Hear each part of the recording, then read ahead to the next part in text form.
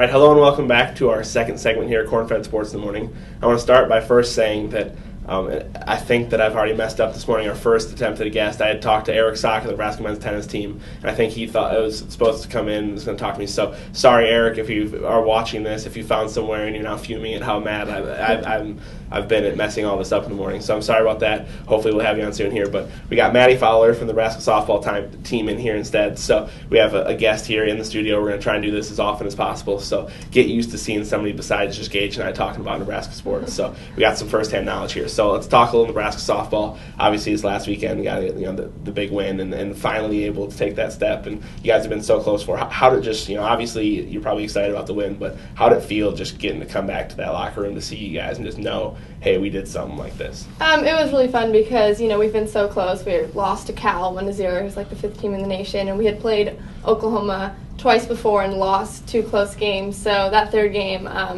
we felt like we could compete with anyone in the nation, and we got a great performance from our freshman pitcher, Emily Walkman, a lot of poise on the mound, and then Tatum Edwards delivered a 1-run blast to win the game, and that's all you need, and it was a really fun time. Definitely, and I've heard that, obviously, throughout the fall, you guys talked a lot about that, and last year at times talked about how you felt you could contend with anybody, and I know that's kind of been the mindset, not actually prove that. It must feel good, must be nice to turn around and get back to the practice facility and be able to, use that as motivation. So. Yeah, definitely. I mean, it's, you win a big game, but then it's right back to work. We got some more games coming up. And how everybody talks about how much that builds confidence in you guys and how much it makes you on game day feel that much better, but how much of an effect does that have to just get back into practice and just be motivated by something like that? Have you seen that effect this week, that you guys are excited to get back out there and excited to keep working after a big weekend? Yeah, we had a really good practice yesterday. I think there was a lot of focus in practice and knew that we still had things we needed to work on. There were still things to improve, and just coming off that weekend, but there was a really good feeling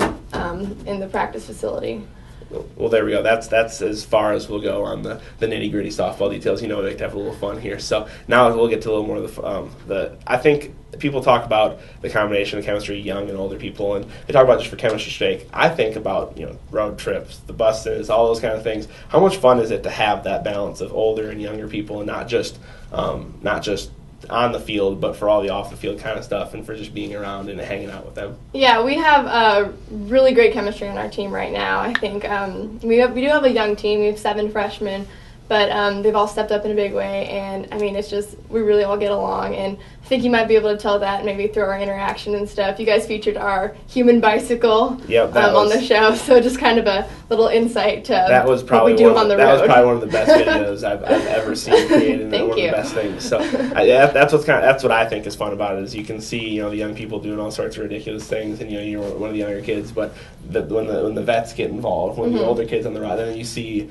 some funnier interactions, and you see kind of some of that back and forth. And whenever Brooke starts messing with somebody, or whenever Brooke is brought into a funny situation, that it's reached that next level. So she's been in here before, so that's why we messed around with her a little bit. But it's just, I think it's interesting to watch from the outside, and so hopefully we have some more fun. Hopefully there are more delays and more, you get stuck in some fun places. And you guys we had a pretty good hit on our first video. It actually made it on the Today Show. Well, so we have to follow that up somehow now. Yeah, that's a lot of pressure to try and build up. So, yeah, they certainly have as much fun as they possibly can at all times. So we'll get into, and by the way, if you've noticed the costume by far, we'll address it. I just realized we hadn't addressed the costume at all yet. Totally normal. We're getting to that part eventually. So if you're noticing that I've got a child's Harry Potter costume on, it's planned. I didn't just accidentally slip this on at the break. So we'll just have one more question here, and then this one's more fun, more just ridiculous fun than anything else, and so that's why we can do it before the Harry Potter.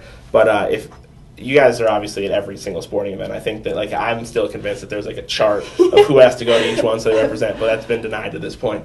Who do you think is the best fan? If you had to pick one person that if they could duplicate themselves to be in the front row of every softball game, who do you think is the most boisterous? Yeah, from your team that you've seen at all the different Nebraska sporting events.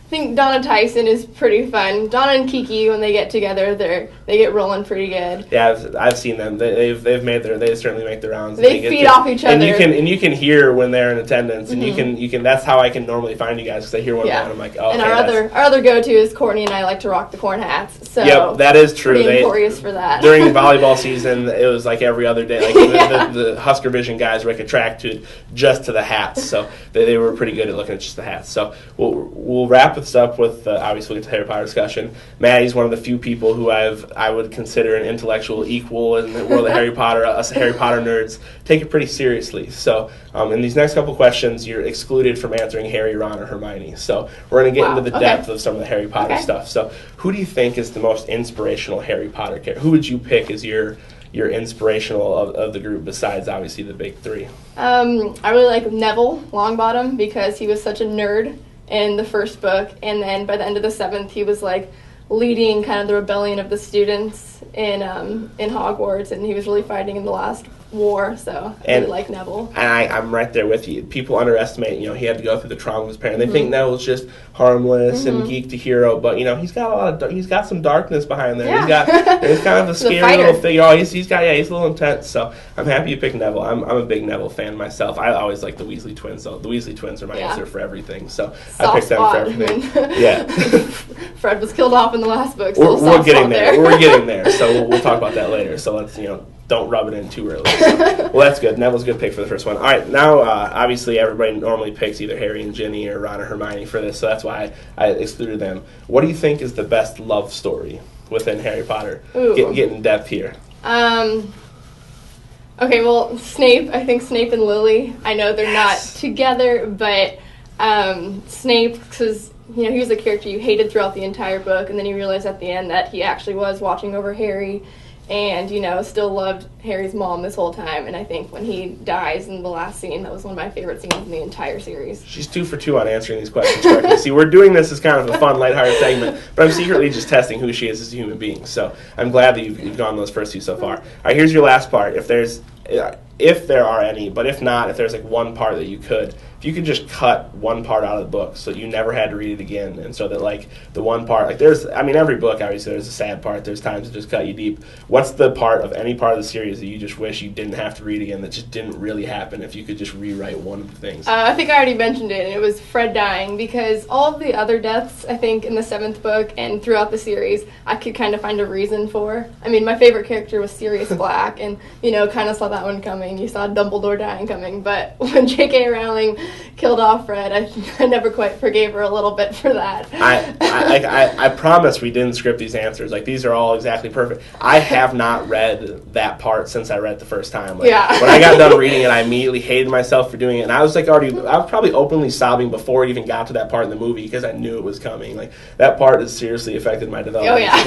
So I'm glad you picked that with us. So yeah, that's where the child Quidditch robes comes from. We're both Harry Potter nerds, so we had to get our Harry Potter segment. So I've gotten our South Dakota segment out there. I've gotten my Harry Potter segment out there. We'll see what other personal little things I can bring in, but for now I got people who will appease me. So thanks for joining us. Thank you. Go all the way from Husker softball to Harry Potter, but it'll all make sense. We got their home opener coming up, not this weekend, but the next weekend. So make sure you get out to Bowling Stadium when they come around town. And by the time we get to the Michigan game to wrap up the season, hopefully we have the whole place filled and we can set another world record. So thanks for joining us. Hopefully we'll have some more people in the studio throughout the year. But for now, I'm Pat Radigan, joined by Mattie Fowler.